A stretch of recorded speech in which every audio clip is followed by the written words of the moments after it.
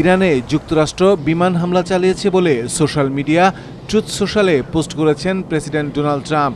ইরানের রাষ্ট্রীয় টিভি ভাষ্যকার বলেছেন, এই অঞ্চলের প্রতিটি আমেরিকান নাগরিক বা সামরিক স্থাপনা এখন একটি বৈধ লক্ষ্য। ট্রাম্প তার পোস্টে লিখেছেন, ইরানের ফোর্দো, নাতাঞ্জ আর ইস্পাহানের পারমাণবিক ঘাঁটিতে সফলভাবে হামলা চালানো হয়েছে এবং হামলা শেষে সব বিমান এখন ইরানের আকাশসীমার বাইরে আছে। এর কিছুক্ষণ পর ডোনাল্ড ট্রাম্প আবার পোস্ট করেন, ফোর্দো ইজ গন, অর্থাৎ ফোর্দো শেষ।